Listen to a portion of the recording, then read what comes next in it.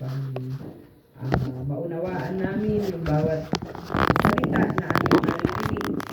Bigyan mo sa amin ang Panginoon spiritual through your Holy Spirit, Lord. Open our eyes, our mind, and our spiritual discernment para ma-discern namin yung mga bagay na gusto mong turo sa bawat isa sa amin. At hayaan mo nga na ang banal na espiritu mo ang siyang patuloy na gumitna sa aming Yes, hallelujah, Lord. Bigyan mo kami ng patuloy na pagkauhaw sa mga salita, Ama. Upang ang mga salita mo ay hindi ho dadaan lamang sa aming mga taenga, pero ito po ay maraming magagawa sa aming buhay. Maraming salamat po. Ito ang aming dalangin sa pangalan ng aming Panginoong Jesus. Amen. Okay? So, ngayon pong umaga, yun nga po, kung meron po sa inyo dyan na may Bible, mangyari pong pakibuksan natin at atin pong nilay-nilayin salita ng Diyos from that chapter. Okay? Okay. 1 Corinthians chapter 9, 16 to 23. At ba ako ti Bibliayo dita nga may Bible po ba kayo dyan? Tagalog, Ilocano, o Tagalog, para maintindihan natin lahat. 1 Corinthians 9, 16 to 23.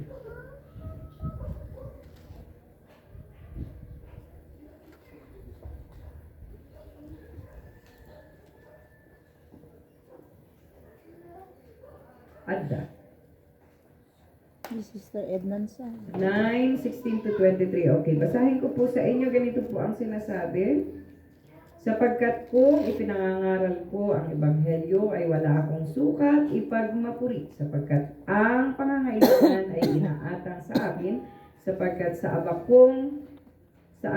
kung hindi ko ipapangaral ang ebanghelyo. Okay? Sapagkat kung ito'y gagawin ko sa aking sariling kalooban, ay may gantimpala ako. Ngunit kung hindi sa aking sariling kalooban, ay mayroon akong isang pamamahala na ikinagkatiwala sa akin. Okay, ituloy natin, no? Ano nga kaya ang aking gantimpala? Na pinangangaral ko ang ebanghelyo ay maging walang bayad upang huwag kong gamiting lubos. Nga ba yung ngayon komersyal na ragos? Upang huwag kong gamiting lubos. Okay, ulitin tayo. Ano nga kaya ang aking gantimpala? Na pagka ipinangaral ko ang ebanghelyo ay maging walang bayad upang huwag kong gamiting lubos ang aking karapatan sa ebanghelyo. Sapagkat bagamat ako ay malaya sa lahat ng mga tao, ay papaalipin ako sa lahat upang ako ay makabayad sa lalong marami. Okay. At sa mga Hudyo, ako ay mag-aaring tulad sa Hudyo upang mahikayat ko ang mga Hudyo sa mga nasa ilalim ng kautusan at gaya ng mga nasa ilalim ng kautusan. Bagaman wala ako sa ilalim ng kautusan upang mahikayat ang mga nasa ilalim ng kautusan. Okay, 21. Sa mga walang kautusan ay tulad sa walang kautusan, bagamat hindi ako walang kautusan sa Diyos, kundi nasa ilalim ng kautusan ni Kristo upang mahikayat ko ang mga walang kautusan. Sa mga mahihina, ako ay magaring mahina upang mahikayat ko ang mahihina. Sa lahat ng mga bagay ay nakibagay ako sa lahat ng mga tao upang sa lahat ng mga paraan ay maliligtas ko ang ilan. Okay, 23. At ginawa ko ang lahat ng mga bagay dahil sa ebanghelyo upang ako ay makasamang makabahagi nito. Okay, so patingga tayo i-check. Ibagbaga na dito'y kakabsat. Ang sinasabi po dito is about sharing the gospel. No? Ito yung ating base. Na pinamagatan nating building bridges. Pagbuo ng tulay o dadaanan. Siyempre, bakit nga ba natin ginagamit ang tulay? Para makapag-connect tayo on the other side. Good morning po, Sister Elsa at Kuya Cherry. Magandang umaga po sa atin. So, yun nga po, kung naalala po ninyo yung topic natin last Sunday, itutuloy lang po natin. So, ang tanong po natin last Sunday, who needs a bridge? Sino po ang nangangailangan ng tulay? No? Ang nangangailangan po ng tulay, nakita po natin dito, sila po yung tinatawag natin na the lost need a bridge. Yung mga naiyaw-awan in Ilocano, lost. Mga nawawala, no? Alam naman natin, tinawag tayo ng Biblia once upon a time that we are lost. Di ba? Mga nangawala tayo. Pero dahil si Kristo namatay sa atin, tayo ay nangagtipon. Tinipon tayo ng Diyos. So tayo na mga nawala ng landas, nawala ng daan, nagkanya-kanya ng daan, tinipon tayo at pinagkaisa ni Kristo. So, tayo po na lost. Number 1, ang nangangailangan ng tulay para tayo makatulay patungo sa Diyos. So, napaliwanag ko po sa atin yan. The lost need a bridge. Okay, next is the disconnected believers needs a bridge. Kahit po ang mga believers na nakaalam na, nakarinig na rin po ng salita ng Panginoon, pero bakit po sila na-disconnect? Bakit po nawawala sila, napuputol yung linya nila? Nahalata ninyo, ang dami-dami nung una, nung buo ang isang church. But after a year, no, pagkatapos po ng mga ilang taon, bakit biglang napuputol yung ibang mga believers sa pagpapatuloy? No? Okay, so sabi niya po dito, although na ibigay ko na ito nung nakaraang Sunday. Okay? Sabi niya po doon, sinalakay natin, John 15:12. Sabi niya doon sa commandment ng Panginoon that ye love one another. Dahil sila ay mga kapatid natin, naniwala din sila, tumanggap din kay Kristo kasi ang base ng ating paniniwala is believing the Lord Jesus Christ. Tayo po ay naniniwala kay Kristo na siya po ang ating tagapagligtas, tagapaghugas ng ating mga kasalanan, at siya rin ang naging dahilan kung bakit tayo naugnay sa Diyos. So, ito po ang dahilan. Kaya kapag nakita natin ang ating mga kapatid o kasama sa isang church, lalo na kung hindi naman tayo napakarami, baka matandaan natin kung sino yung mga hindi nagpapatuloy natin kasama sa church. Maliban na lang kung para tayong Victory Church na nandyan sa town, siguro yung pastor di na niya maalala kung dami kasi nila. Halos kasi ang nangyayari doon, parang sila lang yung magpapatanaw. Yung iba, hindi naman lahat. At pagkatapos noon ay sila din ay aalis na, hindi sila nagagamit. Walang mga cell group. Basta ano yun, basta makapagsimba lang sila. Walang handa ka matandaanan, gabuti ka aduda, no? Pero sa atin, sa isang church, at sa isang pastor na concern, kahit napakarami pa niyan, concern sa numerical number ng kanyang kinakasakupan, batid niya, no? Alam niya kung sino yung wala ng Sunday, sino yung mga absent, no? At kapag nakita mo na ito ay parami na ng parami yung absences niya, ano po ang dapat natin gawin? So, yun nga. Follow up.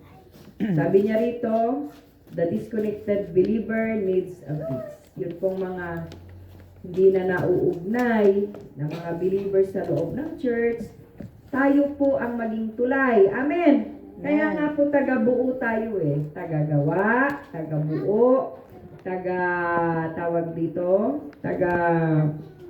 maging daan tayo sa ibang termino ng tulay. Maging daan tayo para ang mga kapatid natin na mga nahihinto sa iba't ibang kadahilanan, maaaring sila ay natalo ng pagsubok, at maaari din na may mga ibang dahilan o maaaring tumingin sila na ibang siguro mas malapit na fellowship sa kanila. Whether ganun, at least pwede ho natin silang makontak, pwede ho natin silang puntahan, ipag-pray at upuan, alamin ang mga dahilan. So, trabaho natin yon bilang isang bridge builder. Amen po ba? Amen. Isa po yan sa trabaho natin. Hindi lang tagahanap ng mga lost people, hindi lang po maging daan tayo, maging tulay tayo ng mga nawawalang kaluluwa para maiugnay sila sa Diyos. Tayo din po ang tulay para yung mga disconnected believer na nangangailangan ng tulay ay muling makatulay patungo sa Diyos. Ikaw, Milo, ha? Nakakaalis ka na ng attention. May tama ka sa akin mamaya. Nagulwal. Ikaw na ang gitna ng usapan. Okay, so sana po ang maging gitna ng usapan natin, paano ba tayo magiging tulay? No? So, ayan nga po, sa mga lost people, pangalawa po, disconnected believers needs a bridge, no? Kailangan din po nila ng tulay. At tayo po yun, wala pong ibang gagamitin, hindi lang si pastor. Kung hindi maging tayo, ay tulay din para sa kanila. Amen po ba? Amen. Ket no nasabat mo mataak, at mariknam mo ati concern, di ba? Ket ko nam to, sister, namimiss-miss ka, gustakan. Yati ka sa saat mo tata. Namimiss ka, hindi ka nakita di church. So, ay, nagsakita, sister. Oh, at least amo tayo nga ipag-pray. Apay nga, isunakit hindi nakarating. Kasi pala siya ay nagkasakit, at least alam natin ang dahilan. Or may mga bagay na dahilan. Okay? So, ayan po, at sino pa po ang nangangailangan ng tulay? Hindi lang po yung mga disconnected, yung mga na-disconnect na believers. Bagkos, okay, the hurting church member needs a bridge. Meron bang ganun? Nasaktan. Meron. Marami po. Nasaktan. Lalo na sa mga, marami akong churches na hindi pare-parehas ang tama ng salita ng Diyos sa mga nakikinig. Nasaktan. Hindi dahil mapagpasakit yung pastor nila o sino man sa kanilang mga co-members, but depende kasi meron yung believers, merong puso na sa halip na maging maganda yung tama ng salita ng Panginoon sa kanila, nagiging negative. Parang ang reading nila ay sila ang pinatatamaan, which is hindi naman. Okay? Kasi ang isang preacher, isang teacher, general yan pagka nagturo. Hindi mo pwedeng pupunto sa... Point O out. ako, magtuturo ako ngayon. Para nga ito kay Sister Leonie lang. Pointing Hindi out. pwede yun. Ang rules po ng isang Sunday school teacher, nagba-Bible study, at nagpipreach ng salita ng Panginoon, hindi lang po pupuntusan ng isang tao doon sa church. Mali yun na isang iniisip ng isang preacher o isang teacher. Magtuturo nga ako, parang may Brother Jerry nga lang kasi nainis ako sa kanya kaya patamaan ko nga si Brother Jerry ngayong Sunday. Meron bang church na gano'n o meron bang pastor na gano'n? Hindi po. Mali po yun at hindi naaayon yun sa rules ng ethics ng isang preacher. Nagan. Bagamat, ganun pa man, alam po yan ng isang pastor. Pero, may mga sensitive din naman po na tenga ng mga nakikinig. Tulad halimbawa, hindi mo naman intended na sila ay masaktan. Pero dahil sarili nila dun sa sinabi mo, ang akala nila ay sinadya mo silang patamaan.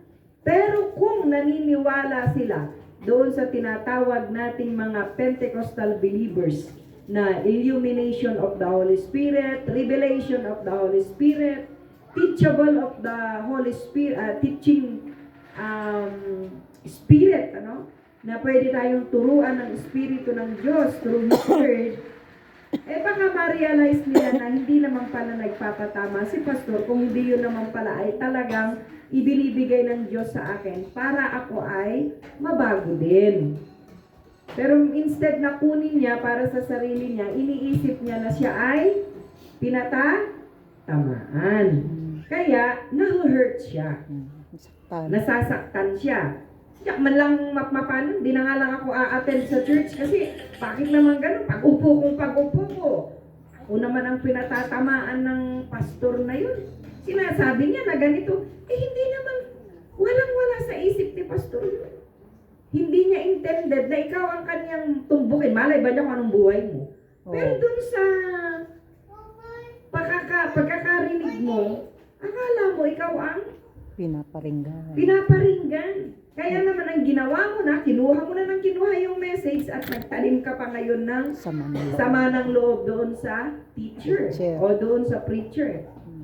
Tandaan mo, hindi na ako pupunta sa church. Bakit naman pag-upo ko pa lang, ako na ang iyong tinitira?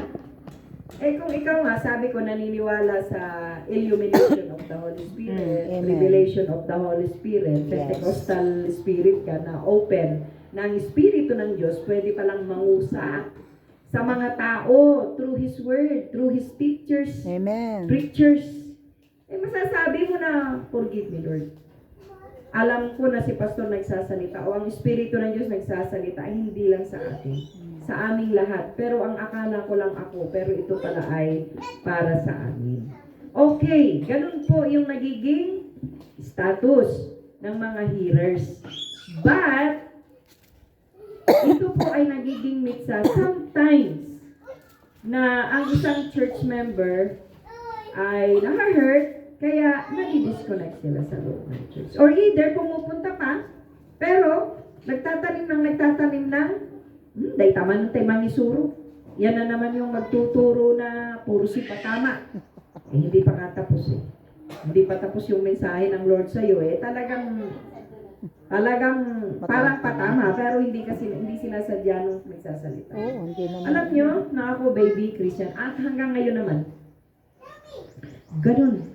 ganun yung parang nabubuo dun sa isip natin na ini-insist ni Satan.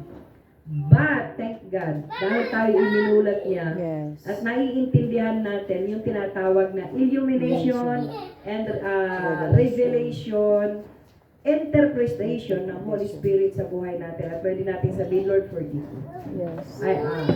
Kung tinatamaan ka daw, magpasalamat ka. Ibig sabihin, may nagagawa yung salita ng Diyos sa buhay mo. Amen po ba? Amen. Gagamutin muna natin to bago natin sabihin. Bigyan ng diin yung hurting na yan. Hurting church member needs a bridge. At kung tayo naman po, halimbawa, isa nga doon sa mga napasaktan, kung halimbawa may nagturo man, di naman niya tinutumbok na ikaw, napasaktan ka. Sometimes, kailangan din ng isang, baka baby Christian yan, kailangan din ng isang tulad mo. Magpaliwanag. Para maging bridge. Magpaliwanag sa kanya na, sister, akala mo lang yun. Akala mo lang ikaw ang tinutumbok yung preacher ni pastor o turo ng nagsa-Sunday school teacher, pero hindi. Alam mo sis, ganyan din ako noon. Magbigay ka ng isang example. Pero kung maiintindihan natin na ang Espiritu ng Diyos pwede kasi mangusap sa atin, na akala natin individual, pero general yun, pero ang akala natin individual, which is totoo namang individual siyang mangusap. At kung yun ay ginamit naman, tinamaan ka, ibig sabihin may something na gustong i-correct ang Lord sa buhay mo na kaya ka natatamaan doon. Kaya kung di ka naman natatamaan, ibig sabihin, wala lang. maaaring hindi para sa'yo. Pero kung tinamaan ka, para sa'yo, di ba? Mag-thankful ka rin. Yes. Thankful ka dapat na, Lord, salamat. Salamat kasi pumapasok eh. Pag di ka tinatamaan, hindi pumapasok. Pero pag tinamaan ka, nabubulseye ka, nung word na naririnig mo, praise God, mahal ka ng Diyos. Amen. Pinapakain ka niya. Gusto ka niyang i-mold. Minomold niya tayo. Sinishape niya tayo para tayo ay laging bago. Papasok dyan yung transformation, regeneration, ang Espiritu ng Diyos. sa buhay mo para maging kawangis ka ni Kristo. At kung meron ka namang teachable spirit na tinatawag, yung espiritu ng puso mo napapaturuan, tatanggapin mo yun sa puso mo at sasabihin mo na, salamat Panginoon. Dahil meron kang pagtuturo sa akin. Ito po ay hindi sa akin, kundi sa aming lahat. At salamat dahil nare-realize ko na yun ay para sa akin. So, may mga sensitive church members na madali silang ma-hurt. So, kailangan kanila. Intindihin mo na lang sila, baka hindi pa nila kayang abutin yung katulad ng pang-unawa mo. Amen. Dahil sa kababaan ng kanilang kaalaman spiritual at maaaring sa pagiging bata pa nila spiritually. So, tayo naman na medyo matatanda na sa loob ng iglesia, bigyan naman natin ng pang-unawa. Huwag naman natin i-judge yung kapwa natin na nagpayagan na magiging mo ko sensitibo ka pa ilao. Tagal-tagal mo nang nag-church sensitive ka pa, hindi ka pa buy-up. Masa na. Huwag ganun. Dahil minsan maraming pinagdadaanan ng tao. Yes. At sometimes nagiging bata. Kahit hindi dapat maging bata, nagiging bata.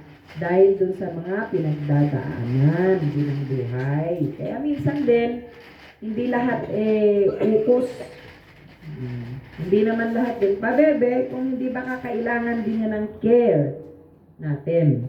At nasaktan siya, siguro that time ay may pinagdadaanan siya at naging masyado siyang sensitibo. So, maging, tayo, flexible ba tawag doon, yung parang, wag natin sila agad. Tingnan natin ang mga side by side na pangyayari sa buhay niya. Bakit yan? Naging ganun ang attitude niya. At kailangan kanya, hindi lang si pastor, kailangan pumunta para ipag-pray siya. Kung ikaw na-encounter niya at naramdaman mong gift mo yon na gamitin ng Panginoon para siya ay muling makabalik, yung hurt, yung panakapasakit na, kahit maagasan, kaputi pa nang ikararag mo kanya na, ay kahit nasaya. At huwag yung espiritu na, oo nga, yung pastor na yan, kung magsalita, parang perfecto. Nakatulong ka ba o lalo mong binigyan ng pagkadismaya yung kasama mo sa church? Namumura na sa akin yung pastor na yan Nakakarami na yan Dinugtungan mo. Sa halip na sana naakayin mo si kapatid para sana mawala yung parang pagkasakit niya. Marami na kung alam sa pastor, pinagdagat pa, ginawa pa. Anak ka niya, hindi niya maayos. Dinagdagan pa, nilagyan pa, ginatungan pa. Huwag po. Hindi po dapat gano'n ang maging espiritu. Tama po ba, mali? Tama po. Amen. Amen. Amen.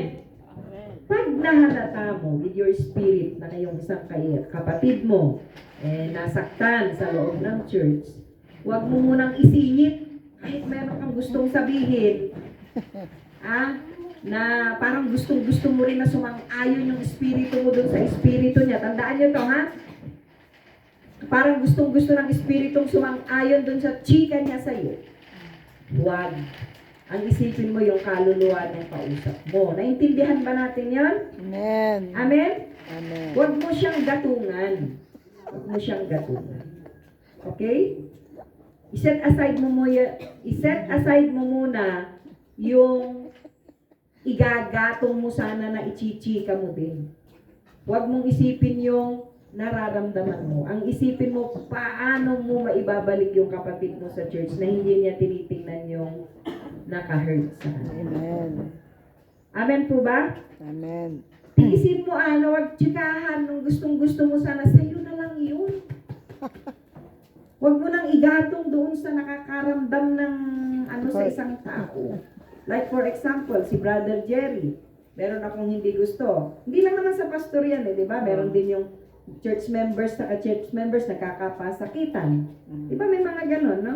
Na-hurt sila, so hindi nagpapatuloy. Tayo yung bridge. Yun nga inaayos natin Para maging bridge ka, para maging tulay ka doon sa tao na yun. Halimbawa si Brother Jerry. ni Brother Jerry mo. Si Brother Jerry naman. Yung joke niya sa akin nung last Sunday, Hindi ko tinamaan ako, yung nasaktan naman ako dun sa joke niya. Mukhang hindi naman yata, ano. Ayoko nang makita yung mukha nun. Di na ako pupunta sa next. Oo nga! Ano ba?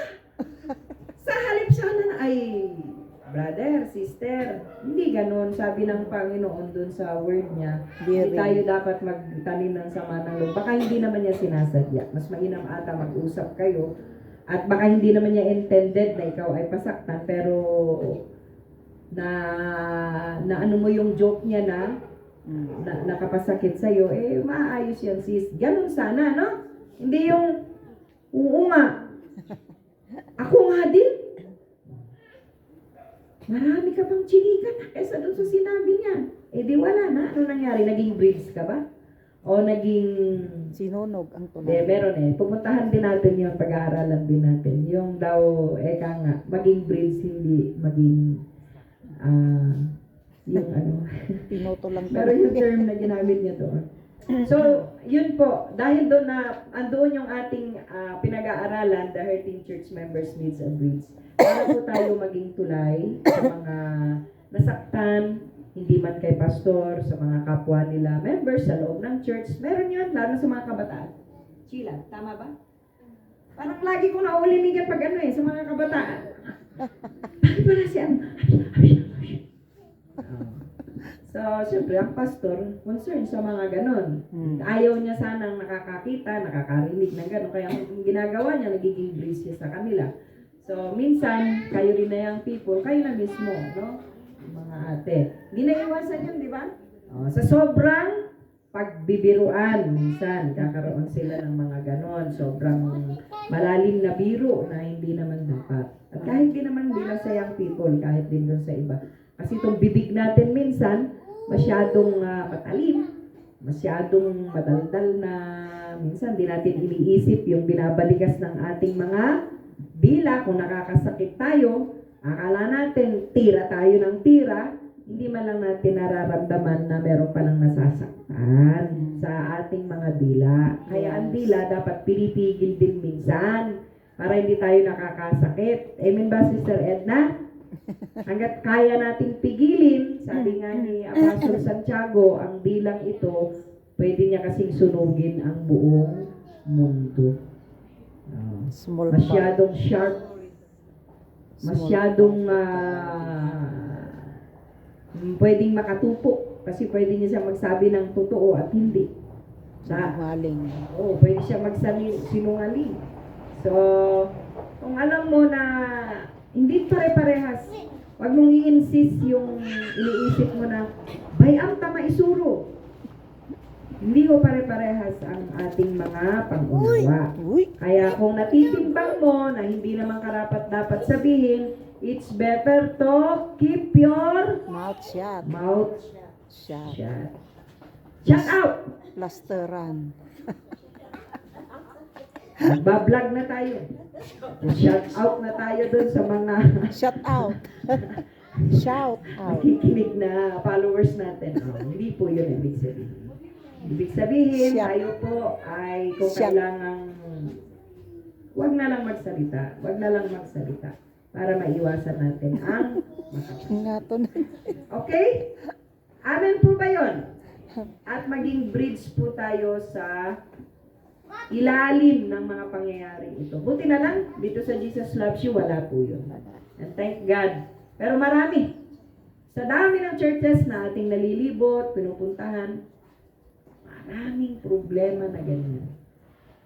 Yung umanda nga, inaano nila, sinasangguni nila sa mga pastors, lalo sa mga visitors na pastors, sa mga nagbibisita sa loob ng churches, ikaw ang sumbungan eh. Kasi hindi nila masabi doon sa pastor nila. Ay, ipi-blessing ka pa nila ngayon. Ang sasabihin topic, ay, hindi, Pastor Casto. So ngayon, ang papasok na sa isip mo, Madin. hindi mo ngayon sasang-ayunan yung nagsasalita o even ni Pastor kasi hindi mo pa narinig yung side by side nila. Kaya ngayon, ikaw ay tatahimik na lang, ay ganun po ba? Ikaw ay magiging tagapakinig, ngayon iisipin mo paano ka mag-mediate na sila ay magkaroon ng maayos. No, baka naman siya ay masyado lang mapag-isip kahit hindi naman ganun ang gusto ni pastor. So sa loob po ng isang church, hindi po yan nawawala. So sana po ay maging bridge tayo. Hebreo 10:24 to 25. And let us consider one another. Consider one another daw to provoke unto love and to good works, not forsaking the assembling of ourselves together as the manner of some is, but exhorting one another, and so much the more as ye see the day approaching. Sa Tagalog na dayta Sheila? Iman anak ko, please. Hebreo 10:24 to 25. Hebreo 10. Hallelujah. So,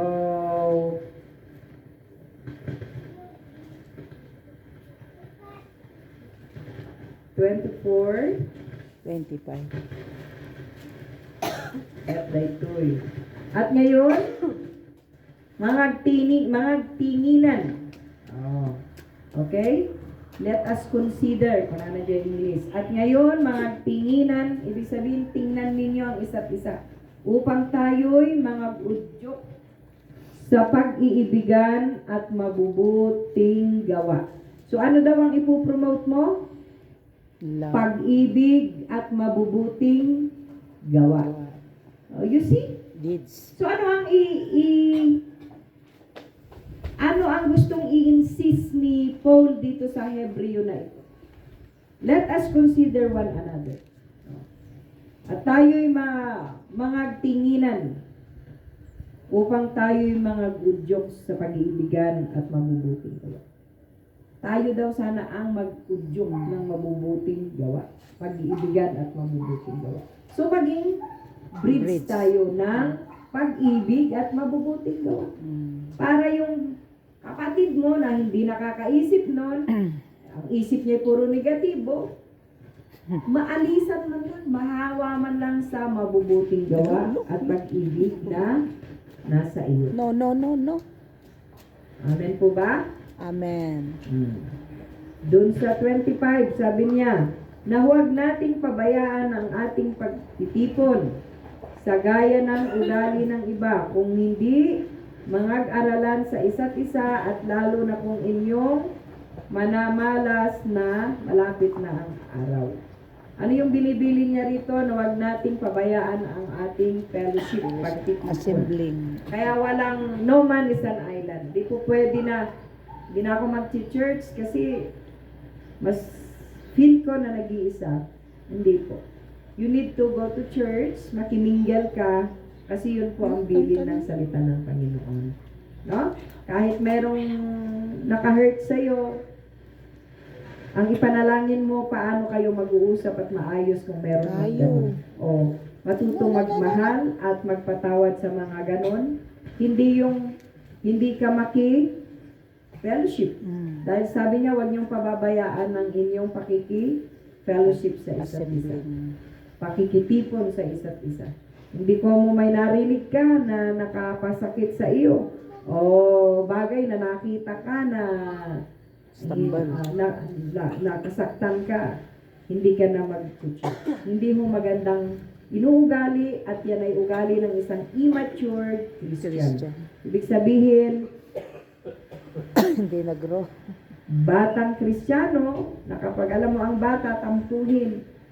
Pag merong hindi gusto, nagtatampo agad. Huwag po. Diyan po sa ganyang paraan, tayo po ay mas lalong pinalalaki ng Diyos sa pamamagitan ng mga ganyan. At mapagdadaanan natin lahat yan. Wala naman pong hindi nasaktan eh. Marami tayong experience na kahit nga kasama nating pastor. Minsan nagiging daan din para masaktan tayo. Minsan, pero hindi po yun ang isang ang pagkaka-hurt natin na isang hindi po yan ang ano ba yun? Wag po ito ang magtulak para tayo ay ma-disconnect sa loob ng church dahil dun sa pagkakapasakit natin. Anong alam mo? Ang gawin mo? tutupam jay, madi pinasayaat. Kung ano yung bad, parihasan mo ng mabuti. No? Ganun po yun. Okay? So, nabumbuhay po tayo sa totoong mundo. No? At sa totoong mundo na ito, nakikita natin dito yung iba't ibang klase ng tao. Okay?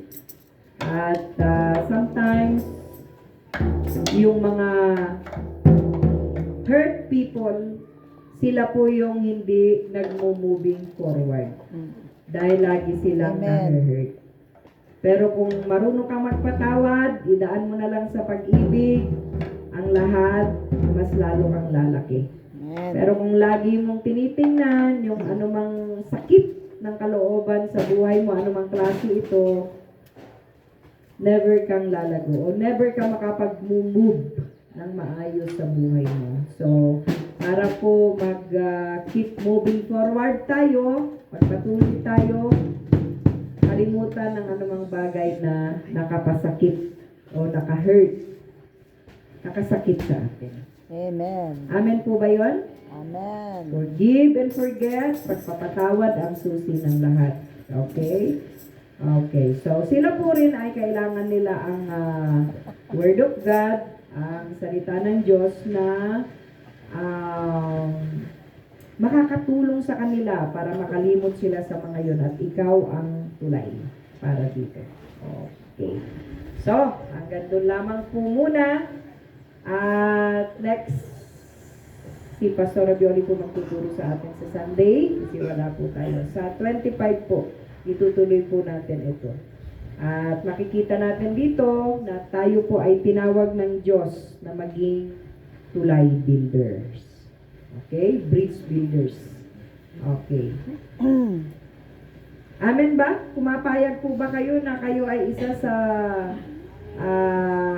tagabuo ng tulay? Maging kasangkapanan ng Diyos? Amen. Na maging tulay, bridge ng iba para sila ay mas lalong lumapit sa Diyos. Amen. Glory to God. Hindi taga po. Unahan nga para stumbling block, Pastora William. Taga tulay. Ano? Taga pagitan. No? Namagitan. Mediator ka ko means dajay rangtay ka nga ro mediate jay A and B. Paano sila makakapunta sa B Tawid. from A makakatawid? So they need the bridge o kailangan nila ang tulay at tayo yung maging tulay. Amen. Para ang mga taong ito ay makapunta at mailapit sa Diyos. Sa cross. Yun yung layunin natin. Amen po ba? Amen. At sila yung mga lost people, yung mga nawawalang tao, yung mga na-disconnect na tao sa loob ng church, at Mga yung mga nasaktan. nasaktan na mga tao sa loob ng church. Kailangan po Amen. nila ng tulay. Ay.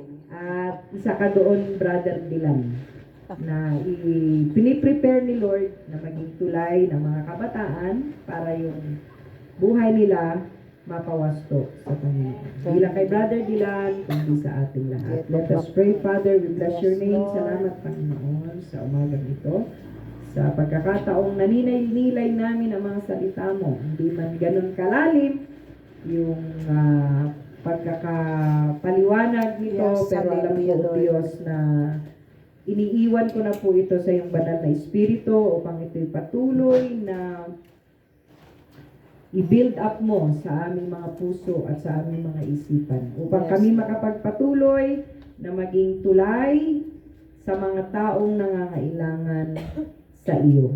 At ang aim po nito, maging tulay kami para yung mga taong nawawala, yung mga taong na-disconnect sa loob ng church, at yung mga taong nasaktan sa loob ng church ay maging daan kami para sila po ay makapanumbalik sa iyo.